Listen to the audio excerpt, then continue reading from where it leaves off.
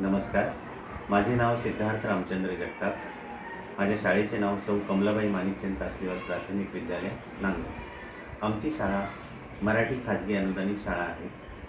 या शाळेमध्ये नांदगाव शहरातील जे कामगार वर्ग आहे, या कामगार वर्गाची मुलं खूप मोठ्या प्रमाणात या शाळेत येतात. स्लम एरियामधली मुलं या शाळेत येतात आणि त्यांच्याविषयी एक समस्या आम्हाला अशी जाणीव झाली की बरेचसे मुलांची शारीरिक स्वच्छता नसते.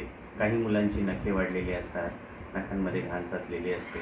काही मुलांचे दात अस्वच्छ आहे, काहींची केस विस्कटलेली वाढलेली आहे, केस कापलेले नसतात.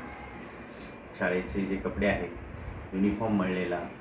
तर या सगळ्या विद्यार्थ्यांचं जेव्हा आम्ही बारकाईने निरीक्षण केलं तर ही मुलं वर्गात अशी मागच्या बाजूला बसणे, कोणामध्ये मिसळत नव्हती.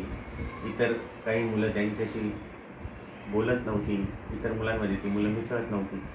ही समस्या आमच्या सर्वांच्या लक्षात आली आणि जेव्हा शाळेचे मुख्याध्यापक श्री विशाल परशुराम सावंत यांच्याशी आम्ही चर्चा केली, त्यांच्या मार्गदर्शनानुसार या मुलांची आम्ही डिटेलमध्ये माहिती घेण्यास सुरुवात केली. यांचं बॅकग्राऊंड काय, यांच्या घरची परिस्थिती काय.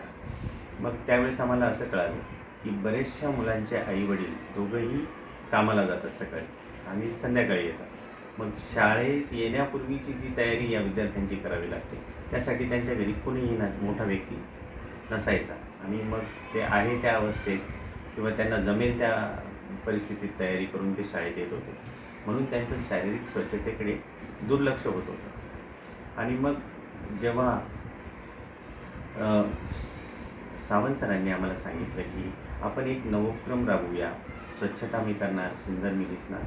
आणि या उपक्रमाअंतर्गत मग असे ठरले की विद्यार्थ्यांना शारीरिक स्वच्छतेची माहिती द्यावी, शारीरिक स्वच्छता कशी ठेवावी, शरीराची निगा कशी ठेवावी याबद्दल प्रत्येक विद्यार्थ्याला आम्ही जाऊन सांगितले. नेलकटर आणून प्रत्यक्ष विद्यार्थ्यांना डेमो दाखवला की नखे कशी कापायची, नखे कापण्यासाठी ब्लेड वापरायचं नाही किंवा तोंडाने दातांनी ती कुरतडायची नाही, याची आम्ही विद्यार्थ्यांना माहिती दिली. केसांची रचना कशी ठेवायची, शारीरिक कपडे स्वच्छ कसे असायला हवेत, त्यासाठी काय करायला हवं, या सगळ्या गोष्टींची माहिती मुलांना दिली. त्याचबरोबर विद्यार्थ्यांना आम्ही बक्षीस देण्याचं सुद्धा ठरवलं की जे विद्यार्थी स्वच्छ आणि सुंदर दिसतील त्यांना आम्ही प्रत्येक वर्गातील एका विद्यार्थ्याला एक ट्रॉफी आम्ही देऊ असं ठरलं. या उपक्रमामुळे जेव्हा वर्गात विद्यार्थ्यांना ही माहिती दिली तर ही ट्रॉफी मिळवण्यासाठी बरेचसे विद्यार्थ्यांनी याच्यात उत्साहाने भाग घेतला आणि जी मुलं अस्वच्छ राहायची तीसुद्धा स्वच्छ राहायला लागली. त्यांच्या केश रचनेत बदल झाला. या उपक्रमाचा परिणाम असा झाला की विद्यार्थी उत्साहाने सर्व उपक्रमामध्ये भाग घ्यायला लागले. इतर मुलं जी त्यांच्यात मिसळत नव्हती त्या मुलंसुद्धा त्यांनी एकत्रितपणे ते उपक्रमामध्ये यायला लागले, खेळायला लागले, वावरायला लागले. आणि एकंदरीतच शाळेचं वातावरण, शाळेतले सगळे विद्यार्थी स्वच्छ राहायला लागले आणि शाळा ही स्वच्छ आणि सुंदर झाली.